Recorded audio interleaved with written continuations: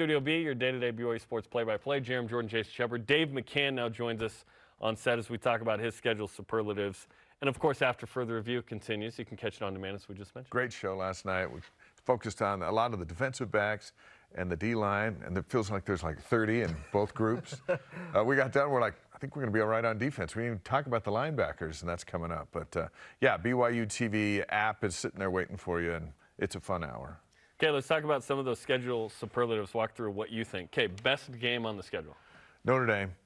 It's the best game for all those reasons that the two of you just spent a few minutes talking about. It's going to be awesome. It is going to be awesome. The Golden Domers, let's go. Yeah. Trap game. Which one do you worry about that? South Florida. Okay. The first game. The first game because of the way the season is. There are some huge games in the season. There's a lot of expectation for returning players, for Jaron Hall to have a great year against those big names. It's been a long time since BYU went back there and got beat. So with the exception of Jarom, I don't know if there's a fire of going back there and rectifying it. They beat them last year here. I just have a feeling that, you know, it's the first game, and the first game can spoil a lot of things. Yep. Especially with Baylor looming the following week, and then Oregon after that. I can't remember if a line's out for that, but I would imagine it's like 10 or 11. Spencer feels like, hey, that game's going to be closer than we think. Yeah. Do you feel the same way? I think they've got a lot of transfers in. You know, the Baylor quarterback played well against BYU last year, and now he's their quarterback. I don't know what that means. Their speedy runner, McLean, was fantastic. Oh, dollar store Michael Vick. Like, he was unbelievable. So I don't know how they're going to work those two. Maybe they play both of them. But it's on the East Coast. It's so much riding on it because there's so many bigger things after it. Well, see, Florida history. Well, but here's the way I look at it. Yeah. We all know how good this team should be this year. I think if they're as good as we think they are, they should be able to hit the ground running.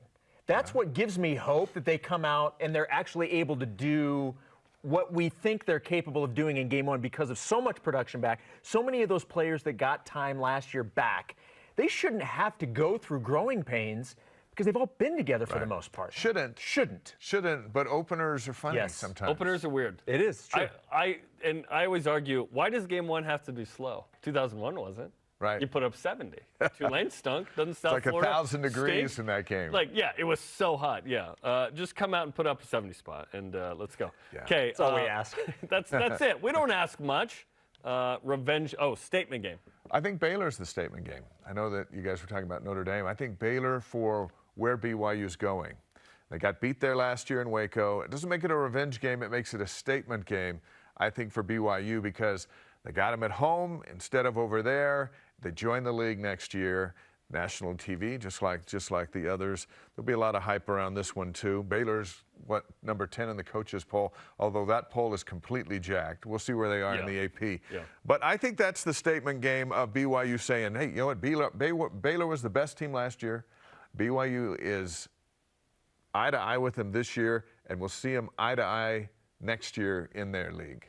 I love the 83-84 vibes of this, though, where 83, BYU's only loss is there. BYU pounds them at home in 84. BYU got worked in that game. That's the only game BYU was out-muscled, right? Yeah. Then they come back to pro for the home opener. Sometime you should ask Steve Young about that, Baylor. We have too much, to the point where he's bugged when we bring it up. Sometimes that should just come up. Yeah. So you said you said the Baylor game's not a revenge game. What is your revenge game? I'm Boise State. By nature, BYU overlooked Boise State last year. It was the only game I think they had multiple fumbles all season. And those fumbles turned into Boise State points, all in a matter of minutes in the first half. That was a bad game for BYU. It was cold, it was rainy. BYU had Baylor the next week. They're what were they? 10th and 5-0 in the country and 5-0. Yeah. So they're thinking the showdowns with Baylor. And Boise State came in and outplayed them. And I think that makes this a revenge game. And I love this sort of, hey, we don't know if BYU's going to play Boise State again, ever. So this is a big-time match. And on the blue. That's it. That's my revenge game. Yeah. Okay, toughest three-game stretch. Well, I'm going with the first three. But there's two really tough three-game stretches, and you talked about both of them. But I think South Florida on the East Coast, and then you come here for Baylor, prime time at night, should be a top 25 matchup. You going to mention a flyover or not on that? Are we going to have a flyover? Oh, there will be a flyover. Yes. The F-15s Come on, baby. for the Baylor game. That's going to be such a night. The place will be packed. That's why South Florida is so big. Get through South Florida, even if you beat them by a point, because the 10th is so big here in Provo for all of the reasons of the here and now and the future. And then over to Oregon. Yeah, that's a tough 3-game stretch because Oregon's in the top 15, depending on which poll you look at. Yeah, no, they have brand. And they've got a lot to prove this year. And nothing to take away from the Aggies, Irish, and Razorbacks. Notre Dame and Arkansas also top 25 teams. But out of the gate to go there, here, and then over to, you've covered both coasts and you got a game in the middle in the mountains against some quality teams. The exciting part on the first 3 is BYU's tends to, at least in the last decade, be real ready for those first couple of games. And real healthy. Fully healthy. Yeah. That's part of it. Like, I'm a little coming out of those fully healthy that's been the problem. Yes. When you get to later in the schedule and you're playing game 5, 6, I said 4, 5, 6. It's 5, 6, and 7 against Utah State, Notre Dame, Arkansas. Who's still there, right? Is everyone still good? Well, when BYU played Baylor, they were banged up last year in a game where they couldn't run the football. They had young linemen in playing for injured linemen. A couple of big mistakes made by those linemen led to Hall fumbles and disastrous plays. This September they'll be healthy when they play Baylor. But to be a Baylor, you've got to be healthy in October and November, and I think that's why Kalani's so happy about the depth, because that's been the issue at BYU. It's not been the start, it's not really been the middle, it's been the finish. And now that BYU is going to go into a league that's going to put them in big bowl games against P5 opponents, not bowl games that BYU's currently been in, you still have to have a team in December to go and compete and win those games in late December or January. That's where BYU has not been able to do it. And I think that's why Kalani's like, man, I like my guys. And one day, we hope BYU's in the New Year's Six game. Guess what? You have to have your best squad out in that game. Absolutely. Playing your best. Like, the Cotton Bowl isn't, BYU was banged up and didn't show up. No, the best BYU team showed up in that game. You think about last year, and everyone was disappointed with the Independence Bowl. And even,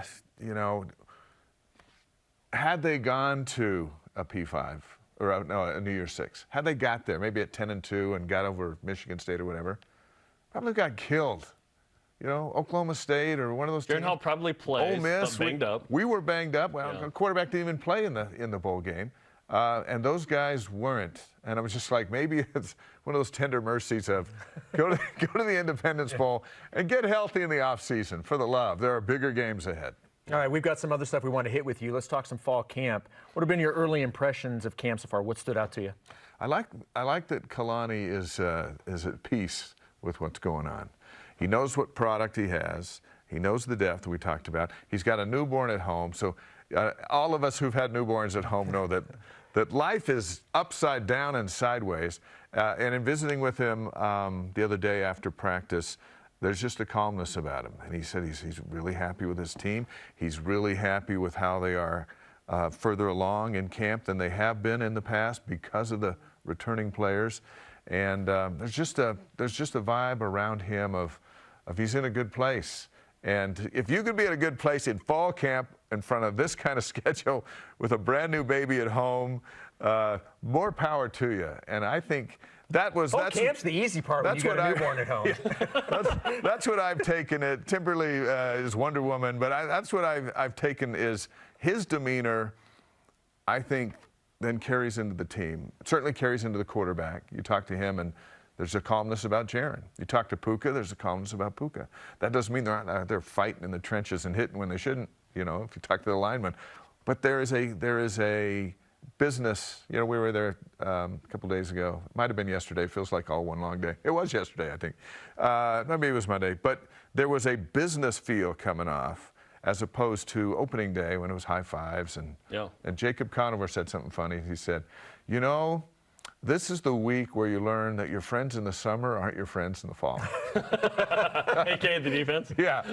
And I thought, well said, because they're fighting it out over there. Kalani was on the golf course 2 days after his baby was born. So MVP is Timberlake. And then he's on that new contract, too. He's never made more money in his entire life. Kalani's feeling This is a good time to have a veteran quarterback. And that O-line. With all of those things. And to have Puka out there and to have Chris good. Brooks in here and then to look at that offensive line. Yep. even though the defense I think is going to be one of the big stories of the season, yeah, it's a great time to be Kalani, and I think that adds to his aura of, hey, and oh, by the way, they're in the Big 12 next year. Oh, by the way. Oh, there's just that fact. Yeah. Thanks, Dave. We appreciate it, man. My pleasure. Have Thanks, a great Dave. day. All right.